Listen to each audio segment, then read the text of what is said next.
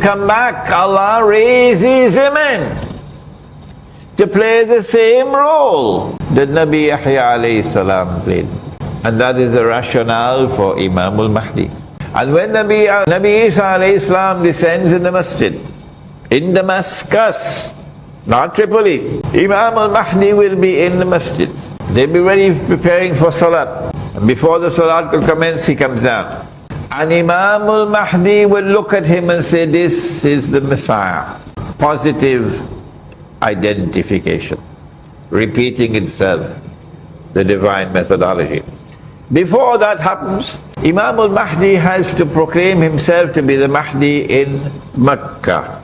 You may have heard my lecture, it's on YouTube. When he proclaims himself as the Mahdi in Mecca,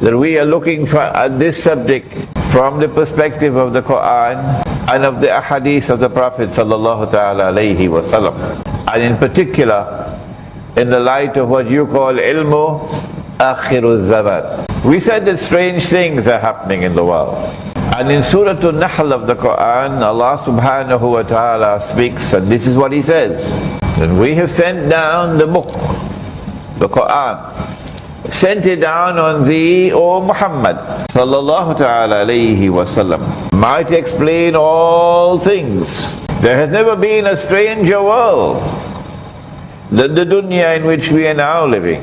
And if we do not turn to the Quran for the explanation of this dunya today, we're going to suffer serious consequences for that. And in this Quran, there is guidance. How should we live in this world? How should we respond to events which are mysteriously unfolding in the world? For example, it's an open secret. Even schoolboys now know it, that the US dollar is about to collapse. But we've been saying that for the last 15 years. Where did we get that knowledge from? Is it that there is an angel coming to whisper in our ears? Or is it a jinn? No. We knew that the US dollar will collapse, that it has to collapse. It must collapse because of our study of ilmu akhiruz zaman, or what is called Islamic eschatology. In this Quran there is guidance. How do we respond to this chaotic world of money? And now everybody minting dinar and dirham. Even the Chinese non-Muslims are minting dinar and dirham now in Penang. 15 years ago, ours was a voice in the wilderness. That explanation and that guidance in the Quran has come as rahmah from Allah. And woe unto those who do not turn to the Quran and accept that rahmah. But those who do, and who locate it and who follow it, good news, glad tidings for such people who are so faithful to the book of Allah. For they will understand what others cannot. New Straits Times will be the last to understand, and they will succeed when others will not. We pay a price when we do not turn to the Quran. In Surah Al-Furqan, Allah subhanahu wa ta'ala places these words on the lips of Nabi Muhammad alayhi salatu wasalam. Which surah? Surah Al-Furqan. Ba'ad a'udhu billahi minash shaitanir rajim. And the Messenger of Allah said, Ya Rabb, O my Rabb, my Lord God, Inna qawmi, surely my people, you and I, Inna qawmi ittakhadhu hadha al-Qur'ana mahjura. Surely my people have forsaken this Quran. Surely my people have abandoned this Quran. That's a terrible complaint. And so now let us look at the world today, in which we have these mysterious Arab uprisings taking place. And look look to the Quran and to He who was sent to teach the Quran for that which explains. Was it by accident that one people, one Christian people, launched jihad? Yes, jihad, to liberate the Holy Land. They call it the Crusades. They were holy wars, so jihad. No other Christians joined them in it. And on their way from Europe to the Holy Land, they fought against their own Christian brothers, the Byzantine, Eastern Orthodox Christians. What is it that explains Europe's obsession with liberating the Holy Land? Is it by accident, or does it form part of a bigger plan? The Crusades continued for hundreds of years, until eventually, when General Allenby entered into Jerusalem at the head of a British army, and with Muslims fighting in that army, defeating the Ottoman Islamic Empire. General Allenby entered into Jerusalem in October or November 1917 and declared, today the Crusades have ended. In other words, a modern secular Britain was still pursuing a holy war launched by a pope, a Roman Catholic pope in Rome. What is it that explains? Is this an occurrence that is happening by accident? And then after that, Britain issued the Balfour Declaration. That is the intention of the British government to work for the establishment of a Jewish national home in the Holy Land. Is this by accident? And then after that, Britain becomes the mandate power controlling the Holy Land. And during that time, between 1918 and 1948, for 30 years, the Jews are allowed to return to the Holy Land. Not Banu Israel. Banu Israel are still in Yemen, and in Iraq, and in Iran, and in Morocco. No, these are white people who become Jews. They have no genetic links at all with Arabs. They're not cousins of the Arabs. They're not from Ishaq alayhi salam, and the Arabs are from Ismail alayhi salam, and so genetically linked as cousins. No. These European people have no genetic links whatsoever with Banu Israel, but they're Jews. And when in 1948 a state of Israel was born in the Holy Land, and the Jews now recover Jerusalem as their own. Is this happening by accident? And then from 1948 to this day, first of all it was Britain who supported and protected the state of Israel. And then the United States of America took over. And Israel grows and grows and grows until Israel today is a superpower. Is this happening by accident? Shall we simply eat roti canai and go home and go to sleep? Is that what Allah gave us a rational faculty for? Or is there some explanation for it? And we say that there is an explanation. Not only are these events occurring in the Holy Land, but they could not have occurred unless Europe had experienced a strange, a mysterious scientific and technological revolution that was absolutely unique in human history. Nothing to compare with it. One people delivered to the world and are continuing to deliver to the world this mysterious scientific and technological revolution, which gives them a power that none can rival. Is this happening by accident? And then they apply that power to military technology, and they attack at the point of a sword, and they occupy and they colonize the rest of the world, and they destroy the Khilafah. Oh, but the Khilafah is a part of Islam. Is this happening by accident? And they do not decolonize until they have done some work. They take the money that Allah gave to us, the money that is the Sunnah money, the gold and silver coins, the dinar and dirham. They take it out of the market. They establish an international monetary fund, and they make it in that fund prohibited for anybody to use gold and silver as money. Not even Dr. Mahathir knew that. And they replace it with this bogus, this fraudulent, and this utterly haram paper currency. Is this happening by accident? And the paper money functions as a vehicle for the massive exploitation of the wealth of the masses. And so part of the world now becomes fantastically wealthy, and the rest of the world growing poorer and poorer. Is this happening by accident? Who are those who are growing wealthy? Like, you know, little Israel around the corner there, Singapore. Those that are growing wealthy are those who support the state of Israel. Whether they do it openly as Singapore, or they do it secretly as Saudi Arabia, they are the supporters of Israel. And so they are on the gravy trade. They live well. They're growing more and more wealthy. And who are those who are growing poorer and poorer? Those in whose hearts there is faith in Allah. Sincere faith in Allah. Those who will never bow their head to oppression. Like Indonesia, like Bangladesh, like Pakistan, like Egypt, like the Turkish countryside, not the Turkish cities. They grow poorer and poorer and poorer. Is this happening by accident? And not only do they give us this revolution in the world of finance, but the revolution also in the market.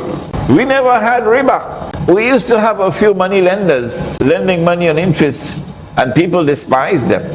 And they give to us a banking system. And that banking system now lends money on interest, and not only lending on interest in order to grow wealthy at the expense of others, but no, when you read John Perkins' book, Confessions of an Economic Hitman, you know that sometimes they lend you money on interest to enslave you. Even a schoolboy knows that now. These things happening by accident. There's also a revolution in our social life. The Prophet said, sallallahu ta'ala alayhi wa sallam, the time would come when women would be dressed and yet be naked. Has that come today? Is it happening by accident? Well, then what is the explanation for these mysterious events which are unfolding in the world today? And therefore, what is the explanation of the Arab uprising? They call it the Arab Spring, in which we have had the events of Tunisia and the departure of the President Zainuddin bin Ali with that uprising, popular uprising. And then, what's his name now? We've forgotten it, the Egyptian one. Hosni Mubarak, in the popular Egyptian uprising. And now we see uprisings taking place in other parts of the Arab world as well. What is going on? What is the explanation? Our perspective is to look at the subject from the Quran and from the ahadith of Prophet Muhammad alayhi salatu wasalam. And when we do that, the first thing that we recognize is we are dealing with the subject of Akhirul Zaman, or Islamic eschatology, in which we get the explanation from the Quran and from the Hadith of what is happening in the world today, and in particular in the Holy Land. Dajjal is the mastermind. He is the mastermind who delivered the modern scientific and technological revolution.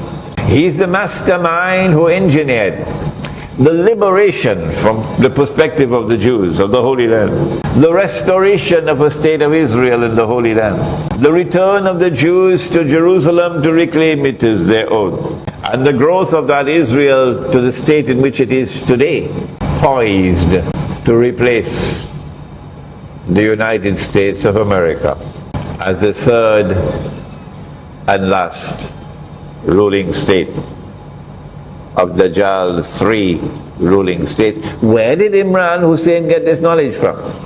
We never heard it from anybody else. We never read it in any book. No expert in international affairs ever spoke about this. This is the benefit of going to the book of Allah. This is the benefit of going to Nabi Muhammad alayhi salatu wasalam. And don't expect that the answers are going to come to you overnight. It's a long, long process. Why does Israel want to rule the world? They said, and now you can see the lies. When you understand the subject, you can see the lies. They said 60, 70 years ago, all that we want to do is to create a home for the Jews. That's all. In the Holy Land. That's Balfour Declaration. That was a lie. You're not creating a home for the Jews. You're creating a state that will one day seek to rule the world. And we're not going to fall for your lies. Not Muslims. Why does Israel want to rule the world? Answer: because Al-Masih al-Dajjal, in order for the Jews to accept his claim that he is indeed the true Messiah, he must rule the world from Jerusalem, from a state of Israel. Otherwise, nobody is going to believe him. In order for the Jews to believe that this is indeed the true Messiah, Dajjal, he's got to get rid of this bogus paper money. Every Jew knows that this is bogus, this is fraudulent, this is haram. Maybe the muftis will know it tomorrow. And Israel has to bring back gold and silver as money. If Israel does not have gold and silver as money, no Jew will accept this man as the Messiah. And so the world is going to come back to gold and silver as money. If Israel is to rule the world, then Israel will have to begin by ruling the Arab world. I'm sure you'll agree with me. Israel will have to subdue the Arabs. Israel will have to establish an Israeli political and economic dominion over the Arab world, because that's the beginning of ruling the world. And so now we are beginning to see some light. Now that we have understood from our Islamic eschatological perspective, ilmu akhir zaman, that Israel wants to rule the world. We know that Israel will have to subdue the Arabs. The plan began with the first ruling state, Britain, and the establishment of Pax Britannica. And then came the second ruling state, the United States of America. And the sterling pound is no longer the international currency. Now it's the US dollar. Is this change taking place by accident, or is there something which explains it? In order for Britain to become the ruling state, Britain had to wage great wars. Britain was the naval power supreme in the world. Britain controlled every single strategically important naval port in the whole world. That's why they took Singapore, for its naval importance. In order for the United States to replace Britain as the next ruling state in the world, the United States had to wage big wars. The First World War. Without the United States, Britain would have lost the war. The Second World War. Without the United States, Hitler would have won the war. And so it follows that if Israel is to succeed the United States as the third and last ruling state in the world, Israel will have to wage big wars. And the first target of Israel's wars must be the Arabs. It's a simple, logical understanding. Nothing so complex here. But in the Arab world, there is one country which is more important than all the rest. Which one is that? It's Egypt. Why Egypt? Again, it's only ilmu akhir zaman which can answer that question. The Bible, they rewrote, they put in with their own hands in the Bible, in the Torah, that the Holy Land extends from the river Nile to the river Euphrates. All of this is the Holy Land. That's false. When we go to the Quran and we go to the Ahadith of Nabi Muhammad ﷺ, we know that this is false. But it's there. So for Dajjal to convince the Jews that he is indeed the Messiah, the state of Israel will have to extend its frontiers to encompass the biblical frontiers, the false biblical frontiers of the Holy Land. And so now we can understand why NATO is in Iraq, up to the Euphrates, occupying this territory, because Israel has to reach the Euphrates. But what about Egypt? An Egyptian sent me an email 2 weeks ago to say, Sheikh Imran, the Israeli embassy in Egypt is never located on the east bank of the River Nile. No, all the other embassies are there, but not Israel. The Israeli embassy in Cairo is always on the west bank of the River Nile. Why? Because the Jews believe that's their land. So how can they establish their embassy in their land? The territory, which is known as the Eastern Delta. In the Quran, the Eastern Delta is referred to as Misr. Today the whole of Egypt is known as Misr, but not the Quran. This Eastern Delta is where the Jews lived for a few hundred years. When Yusuf alayhi salam was taken, they took him out of the well and they sold him in Egypt. They sold him for a few measly dirhams. And then he became minister in charge of agriculture, food production, food preservation. And then the whole of Banu Israel were brought to Egypt. And they lived in that Eastern Delta for a few hundred years. And that's why they wrote in the Torah that this is a part of the Holy Land. If Israel is to launch an attack on Egypt, to take that territory, you can't do it with only drones and helicopter gunships and missiles landing from the air. You have to launch a ground invasion to take that territory. And so now we can understand, at least this part of the Arab uprisings, that while Tunisia and Egypt were spontaneous popular uprisings, where there may have been a Zionist little hint and a push here and there to help it along, but the people rose up on their own as well against oppression. But in Libya it was not like that. This was not an uprising. This was a long planned armed insurrection, not an uprising. NATO worked very hard, and NATO had friends in Qatar and in Saudi Arabia to help them, and in Turkey to help them, to get the arms into Libya in advance. And then when the call was given, the armed uprising takes place. NATO would not have succeeded, and NATO, of course, is a Zionist organization. And someone should probably explain that to our brother, the Turkish Prime Minister. He doesn't seem to know it. NATO, the North Atlantic Treaty Organization, is the armed wing of Zionism, a Zionist organization. NATO needed a Security Council resolution to allow them to attack Libya from the sky. And when the resolution came before the Security Council, Russia and China decided to abstain from the vote. Why did Russia and China act in this way? Is there collusion between Russia and the Zionists, between China and the Zionists, or is there another explanation? It's a very important question for us to seek to answer.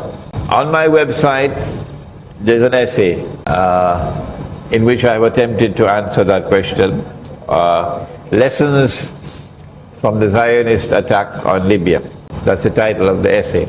We need not go into that explanation now. What are the implications of the success of NATO and of the Muslims in Libya who launched the attack and succeeded, at least in Tripoli, in bringing down the government of Muammar al-Gaddafi, and then winning recognition, diplomatic recognition around the world. Even Malaysia, one of the first states to recognize the new regime in Libya, was Malaysia. All the pro-American governments in the world quickly recognized. But surprisingly, Russia also recognized, and China also recognized very quickly. The ones who held out and are still holding out are the ones who truly have sincerity in their hearts. And that is Hugo Chavez in Venezuela. I am not going to recognize this government. Evo Morales in Bolivia. I'm not going to recognize this government. And some other South American states. The implication of the fall of the Libyan government is that NATO, the North Atlantic Treaty Organization, will now be in Libya for the next 25 years. They're not going to leave. They wanted Libya for a particular reason that our Muslim brothers could not understand, eating halwa. They wanted to be in Libya because Egypt is the target, and you have to send in ground troops into Egypt. You can't do it with drones as you're doing it in Pakistan. And so now with the success in Libya, when Israel launches her attack on Egypt, Israel will launch the attack from the east, and NATO will launch the attack from the west, ground troops. This is in addition to the air, and this is in addition to a naval blockade of Egypt. Will the Egyptian government survive? Will the Egyptian state? And given the pathetic state of Islamic scholarship today, I see no reason why. It's going to hurt the Egyptians, and we have a few Egyptians here tonight, I believe. It's going to hurt the Egyptians for me to say this. I don't see any obstacle in the way of their achieving their objective in Egypt.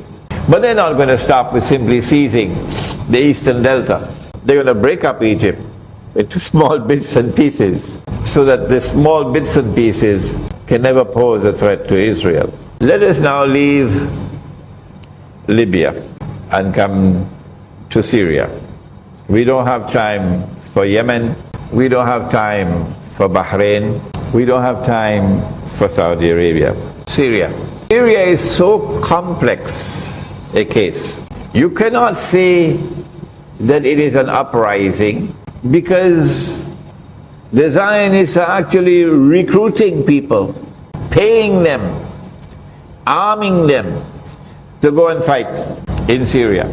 The Turkish forces are also doing the same, instigating people to go and fight and providing them with arms and weapons. This is therefore not a popular uprising.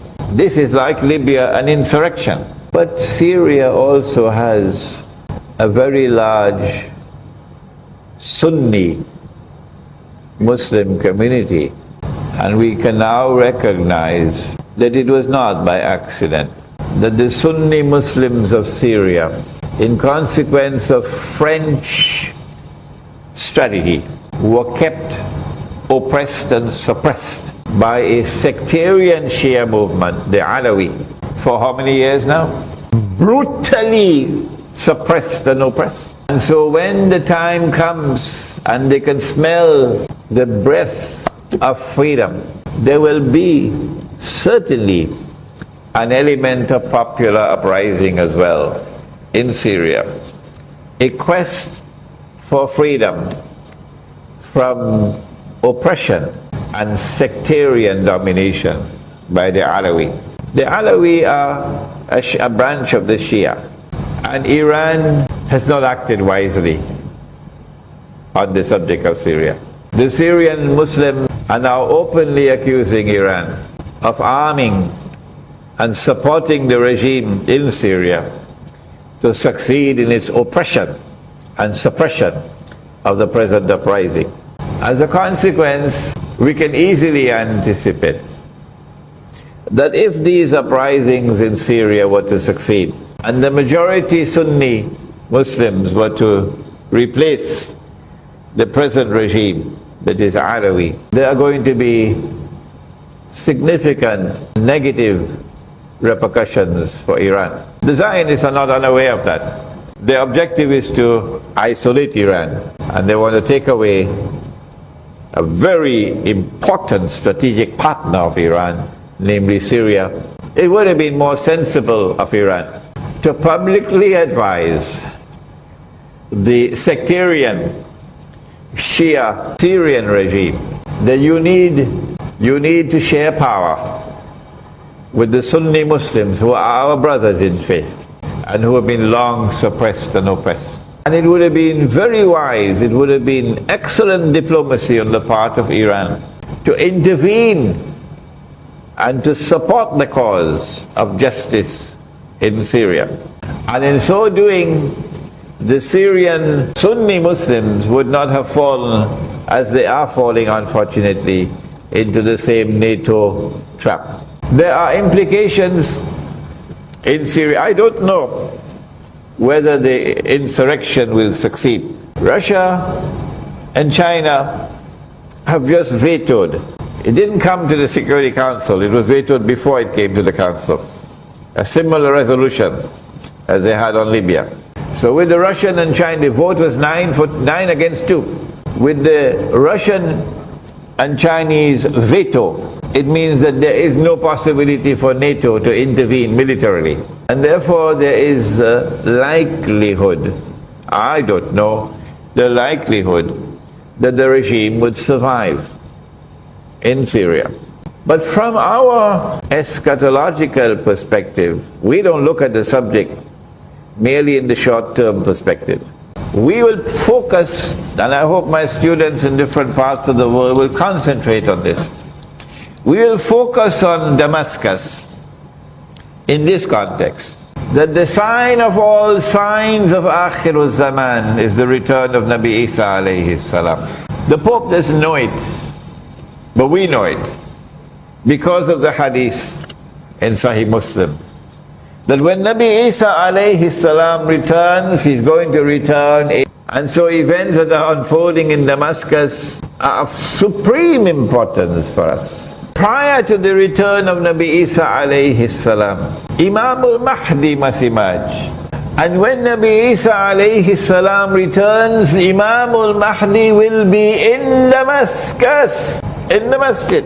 It is becoming fashionable by some of the intelligentsia in Pakistan, for example, to discount the ahadith on Imam al-Mahdi as fabrication, because Allama Iqbal, or Dr. Muhammad Iqbal, dismissed them in his book entitled A Reconstruction of Religious Thought in Islam. And Ibn Khaldun also dismissed them as fabrications, which is why Ibn Khaldun is so famous in the Western world. Now you can understand why. Because he dismissed the ahadith on Imam al-Mahdi alayhi salam as fabrications. What they didn't understand is that there's a divine method. That when Allah subhanahu wa ta'ala sent the Messiah the first time, He raised a man to prepare the way for the coming of the Messiah. That man was his cousin, Nabi Yahya alayhi salam, the Prophet John. And when Nabi Isa alayhi salam returned as an adult to the Holy Land, it was in front of Nabi Yahya alayhi salam that he came. And Nabi Yahya alayhi salam says, here he is, this is the man you've been waiting for. This is the Messiah. The divine method of positive identification. History repeats itself, but Ibn Khaldun missed the bus, and Dr. Muhammad Iqbal missed the bus. And may Allah bless them, they're very great scholars. We are nothing compared to them. And so when the Messiah is to come back, Allah raises a man to play the same role that Nabi Yahya alayhi salam played. And that is the rationale for Imam al-Mahdi. And when Nabi Isa alayhi salam descends in the masjid, in Damascus, not Tripoli, Imam al-Mahdi will be in the masjid. They'll be ready preparing for salat. And before the salat could commence, he comes down. And Imam al-Mahdi will look at him and say, this is the Messiah. Positive identification.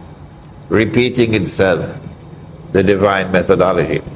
Before that happens, Imam al-Mahdi has to proclaim himself to be the Mahdi in Mecca.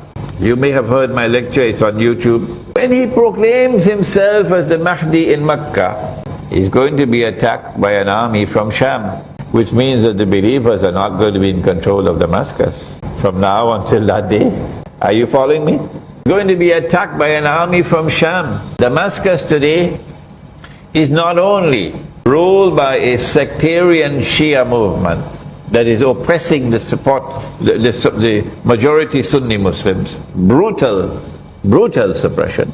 But also Damascus today is the supreme voice in the Arab world of Arab nationalism, taking over from Baghdad. Arab nationalism is a rival to Islam. And so an army is going to come out of Sham to attack Imam al-Mahdi. And when an army crosses Medina, going south to Mecca, the earth will open and swallow that army. This is the third of the three Khusuf. 10 major signs of the last day. Number 1, Dajjal. Number 2, Gog and Magog. Number 3, the return of the son of Mary. Number 4, Dukhan. Number 5, Dabbatul Ard. Number 6, that the sun will rise from the west. Number 7, 8 and 9, 3 earthquakes. But these are earthquakes in which the earth sinks down. So they call khusuf. 1 in the east, 1 in the west, and the 3rd in Arabia, not Tamansuri, UK, Arabia. And when this takes place, that army is going to be swallowed. This is sign number 9. And number 10 is that the fire will come out of Yemen. Damascus has one more importance, and that is that Dajjal is also going to be in Damascus. When Nabi Isa alayhi salam comes down, Imam al-Mahdi is in the masjid. The salat takes place. After the salat is over, Imam al-Mahdi, the Nabi Isa alayhi salam will say, open the gates, because the masjid is barricaded.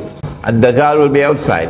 And when Dajjal sees Nabi Isa alayhi salam, his fright will be such that he'll melt the way salt melts in water. And so we do not treat Damascus so easily. We do not analyze the uprisings and the insurrection in Damascus, in Syria, from a limited perspective. Rather, we're looking at it in a long-term perspective. What's going to happen between now and that moment, when Nabi Isa alayhi salam returns? We know that Israel will have to wage a big wars. Maybe we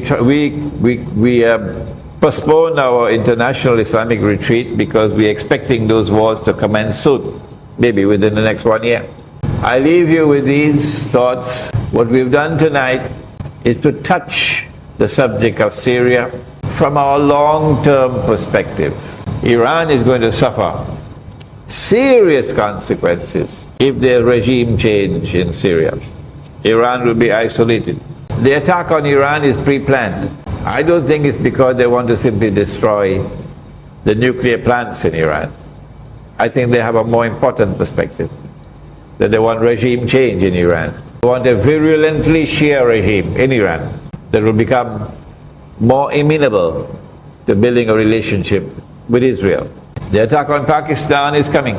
And when the attack on Pakistan takes place, it will be for the purpose of destroying Pakistan's nuclear plants and dismantling Pakistan's nuclear weapons. Israel cannot launch a big wars when Muslims have a weapon that they can use effectively against Israel.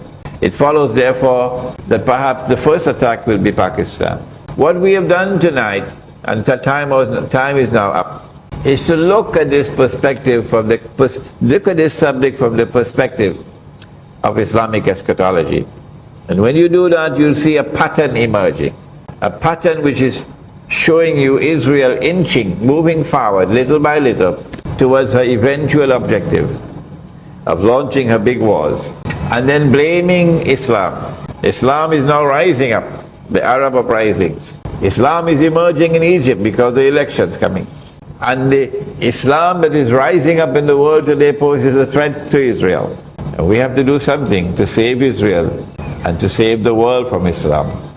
And that's why we have to launch these big wars. These events are coming, and it is time for the ulama to return to the Quran. It is time for the ulama to return to the Quran and to return to Nabi Muhammad alayhi salatu wasalam, return to ilmu akhiru zaman, so that they can understand the reality of the world today and they can explain it to the ummah of Nabi Muhammad alayhi salatu wasalam. ربنا تقبل منا إنك أنت السميع العليم وتب علينا يا مولانا إنك أنت التواب الرحيم برحمتك يا أرحم الراحمين آمين. May we have the question and answer now? Barack Obama is not there by chance. They put him there. They put a black man in the White House. And they put the black man in the White House to take blame, to be the guinea pig, to take the blame, because they know what's coming. I guess they're probably waiting for, the US dollar is already finished. It's in ICU. They're keeping it alive. They're waiting for a war, probably. And then they blame the war for it.